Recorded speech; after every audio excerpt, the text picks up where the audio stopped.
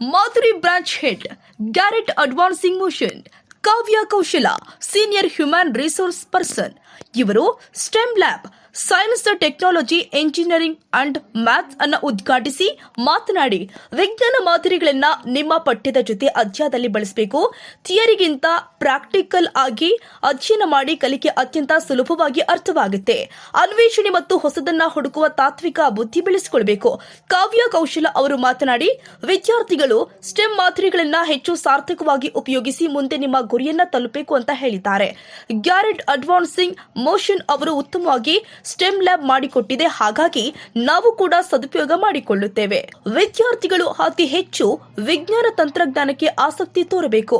Jack Roy, Bengaluru ಉತ್ತರ ತಾಲೂಕಿನ ಕಡಬಗೆರೆ ಸರ್ಕಾರಿ ಪ್ರೌಢಶಾಲೆಯಲ್ಲಿ ಆಯೋಜನೆ ಮಾಡಲಾಗಿದ್ದ ಸೈನ್ಸ್ ಟೆಕ್ನಾಲಜಿ ಎಂಜಿನಿಯರಿಂಗ್ ಮತ್ತು ಮ್ಯಾಥ್ಸ್ ಲ್ಯಾಬ್ ಉದ್ಘಾಟಿಸಿ ಮಾತನಾಡಿದರು. STEM lab for the school. I wish that this lab is useful for the students. The students here are very curious, very eager to learn. We interacted with them earlier. They have very nice way of articulating the topics that they have studied, and these models, I believe that it is helping them to understand the concepts very nicely. The students have a bright future, and going forward I'm sure they will be playing a big role in the big dream that the Prime Minister has in Viksit Bharat and Atmanirbhar Bharat. These kids will grow, and in the fields of technology they would demonstrate big potential going forward. Really grateful for this opportunity, and I wish and hope that this lab is useful for all the coming students in the coming years.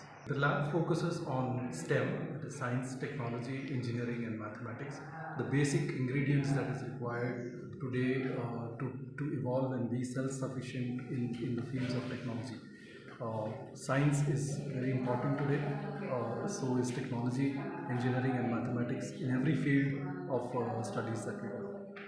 ಈ ಸರ್ಕಾರಿ ಪ್ರೌಢಶಾಲೆ ಕಡಬಗೆರೆ ಈ ಶಾಲೆ ಎಲ್ಲ ಸರ್ವತೋಮುಖವಾಗಿ ಬೆಳವಣಿಗೆಯನ್ನು ಹೊಂದಿದಂಥ ಶಾಲೆಯಾಗಿದೆ. ಯಾವುದೇ private ಶಾಲೆಗೆ ಹೋಲಿಕೆ ಮಾಡಿದರೆ ಆ ಪ್ರೈವೇಟ್ ಶಾಲೆಗಿಂತ ಯಾವುದೇ ಥರದಲ್ಲಿ ಇದು ಕಮ್ಮಿ ಇಲ್ಲ. ಎಲ್ಲ ಥರದ ಸೌಲಭ್ಯಗಳು ಸಹ ಇದೆ. ಕಂಪ್ಯೂಟರ್ ಎಜುಕೇಷನ್ ಇದೆ, ಸುಸಜ್ಜಿತವಾದಂಥ ಸ್ಟೆಮ್ ಲ್ಯಾಬ್ ಇದೆ. ಹಾಗೆ SSLC ಫಲಿತಾಂಶವೂ ಸಹ ವರ್ಷದಿಂದ ವರ್ಷಕ್ಕೆ ತುಂಬ ಹೆಚ್ಚಾಗ್ತಾ ಇದೆ. ಈ ವರ್ಷ ನಮ್ಮ ಎಲ್ಲ ಶಿಕ್ಷಕರ ಒಂದೇ ಒಂದು ಗುರಿ ಏನಂದರೆ 100ಕ್ಕೆ 100ರಷ್ಟು ನಾವು SSLCಯಲ್ಲಿ ಮಕ್ಕಳನ್ನ ಉತ್ತೀರ್ಣ ಮಾಡಬೇಕು ಅಂತ, 100% ಫಲಿತಾಂಶನ ಪಡಿಬೇಕು ಅಂತ ನಾವು ಉದ್ದೇಶ ಇಟ್ಕೊಂಡು ಆ ನಿಟ್ಟಿನಲ್ಲಿ ಕಾರ್ಯಪ್ರವೃತ್ತರಾಗ್ತಿದ್ದೇವೆ. ಹಾಗಾಗಿ ಈ ಒಂದು ಸರ್ಕಾರಿ ಶಾಲೆಗೆ ಸುತ್ತಮುತ್ತ ಇರುವಂಥ ಎಲ್ಲ ವಿದ್ಯಾರ್ಥಿಗಳು ನಮ್ಮ ಶಾಲೆಗೆ ಬಂದು ದಾಖಲೆ ಮಾಡ್ಕೋಬೇಕು ಅಂತ ನಾನು ಅವರಲ್ಲಿ ಒಂದು ಮನವಿಟ್ಟು, ಸರ್ಕಾರಿ ಶಾಲೆಗೆ ಅತ್ತ ಮುಖ ಮಾಡಿ ಪೋಷಕರಿಗೆ ಒಂದು ಮನವಿ, ಸರ್ಕಾರಿ ಶಾಲೆಯಲ್ಲಿ ಎಲ್ಲ ಉತ್ತಮವಾದಂತಹ ಒಂದು ಸೌಲಭ್ಯಗಳಿದೆ. ಸೊ ಬೇರೆ ಯಾವ ಶಾಲೆಯಲ್ಲೂ ಸಿಗಂತಹ ಒಂದು ಉತ್ತಮವಾದಂತಹ ಸೌಲಭ್ಯಗಳೆಲ್ಲವೂ ಸಹ ಇದೆ. ಸರ್ಕಾರಿ ಶಾಲೆಯಲ್ಲಿ ಇಂಥ ವಿಷಯ ಇಲ್ಲ ಅನ್ನಂಗಿಲ್ಲ. ನಾವು ಕಂಪ್ಯೂಟರ್ನು ಜ್ಞಾನವನ್ನು ಕೊಡ್ತಾ ಇದ್ದೇವೆ. ಹಾಗೆಯೇ ಸ್ಪೋರ್ಟ್ಸಲ್ಲೂ ಸಹ ನಮ್ಮ ಮಕ್ಕಳು ಉತ್ತಮವಾದಂಥ ಸಾಧನೆಯನ್ನು ಮಾಡಿದ್ದಾರೆ. ಹಾಗಾಗಿ ಪಾಠದಲ್ಲೂ ಮುಂದೆ ಆಟದಲ್ಲೂ ಮುಂದೆ ಇದ್ದಾರೆ.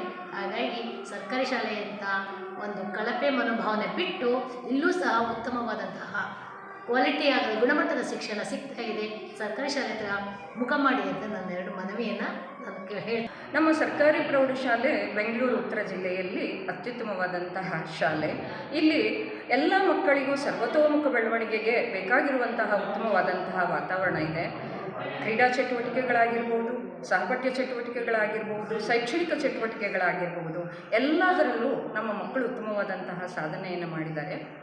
ಕೊನೆಯದಾಗಿ ನಾನು ಹೇಳೋದು ಒಂದೇ, ಶಾಲೆ ಯಾರಿಗೆ ಸೇರಿದ್ದು ಅಂತ ಒಂದು ಪ್ರಶ್ನೆ ಉದ್ಭವಿಸಿದಾಗ ಶಾಲೆ ಮಕ್ಕಳದ ಅಥವಾ ಇಲಾಖೆದ ಅಥವಾ ಪೇರೆಂಟ್ಸ್ದ ಅಥವಾ ಟೀಚರ್ಸ್ದ ಅಂತ ಕ್ವಶನ್ ಬಂದಾಗ ಶಾಲೆ ಯಾವತ್ತೂ ಸಮುದಾಯದಾಗಿರಬೇಕು. ಆಗ ಮಾತ್ರ ಶಾಲೆಯ ಸರ್ವತೋಮುಖ ಬೆಳವಣಿಗೆ ಸಾಧ್ಯ.